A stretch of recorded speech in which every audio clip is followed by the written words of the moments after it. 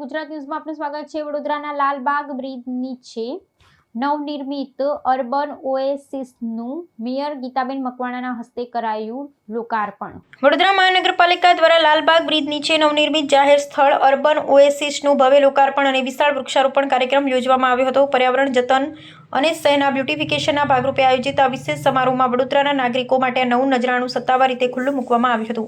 આ સાથે જ પર્યાવરણીય જાગૃતિના ઉદ્દેશથી વિશેષ વૃક્ષારોપણ ઝુંબેશ હાથ ધરી ઉપસ્થિત જનમેદનીને રોપાઓનું વિતરણ પણ કરવામાં આવ્યું હતું।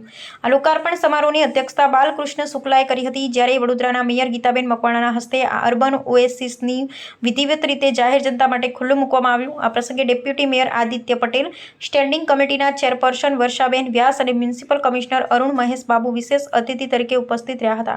મહાનગરપાલિકાની આ નવતર પહેલ શહેરના બ્રિજ નીચે બિનઉપયોગી જગ્યાઓનો સદુપયોગ કરી નાગરિકોને એક સુવિધાયુક્ત અને હરિયાળું જાહેર સ્થળ પૂરું પાડવાનો મુખ્ય હેતુ ધરાવે છે। કાર્યક્રમમાં ઉપસ્થિત મહાનુભાવોએ આ પ્રોજેક્ટને શહેરને વધુ રળિયામણું બનાવવા અને શહેરી પર્યાવરણનું સંતુલન જાળવવા તરફનું એક અત્યંત સકારાત્મક અને મહત્વપૂર્ણ પગલું ગણાવ્યું હતું। પાલિકાના આ પ્રયાસને સ્થાનિક નાગરિકોનો પણ બહોળો પ્રતિસાદ મળ્યો હતો અને મોટી સંખ્યામાં લોકોએ ઉત્સાહપૂર્વક વૃક્ષારોપણ ઝુંબેશમાં સહભાગી થઈ હરિયાળા વડોદરાના સંકલ્પને મજબૂત કર્યો હતો।